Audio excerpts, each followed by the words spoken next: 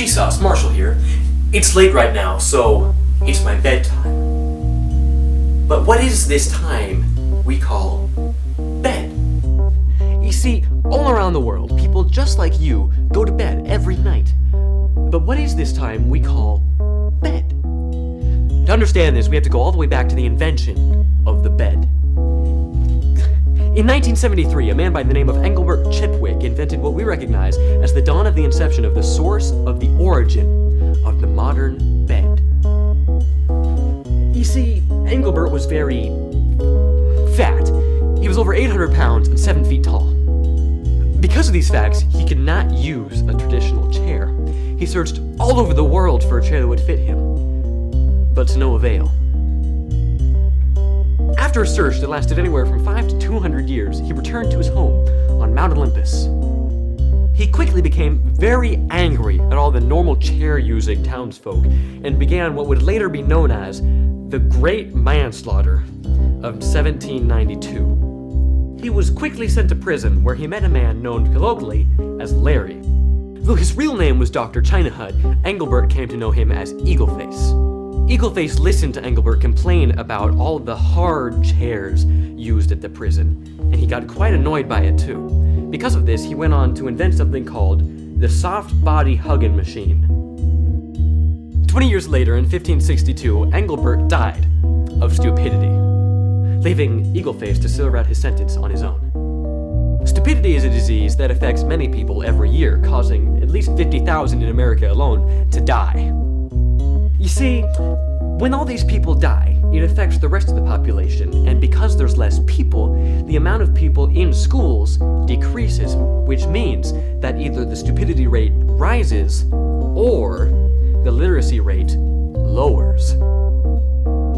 The literacy rate is directly connected to many things in a country, one of which being the GDP, the Great Dynamic Property. Now, the Great Dynamic Property is something that is only used in the highest 1% of the population, those being the people who have couches longer than 5 feet. Of course, these people are very, very rare to find, but when you do find them, it's very important that you don't provoke them. Once he was released in 792, Eagleface bought a farm outside Birmingham.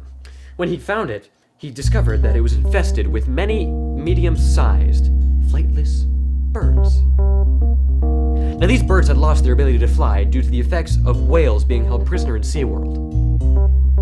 The dancing of these whales affected the blurgon particles in the surrounding area, making it so gravity became selective, meaning that some things became heavier and some things became lighter.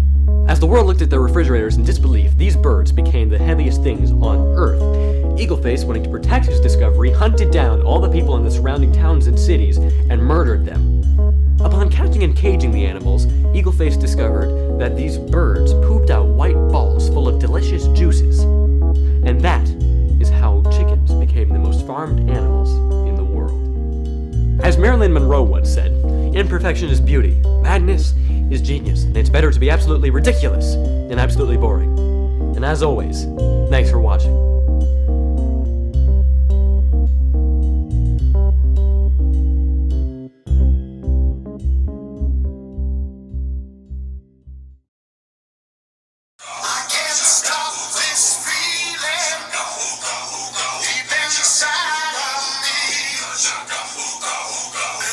Just don't realize what you do to me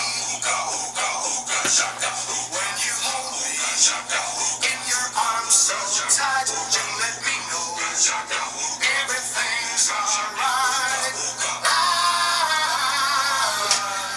Hooked on a feeling, I'm high on believing that you're in love with me. Okay. If nothing, that'll be the end credits scene. Oh, that's definitely the end credits.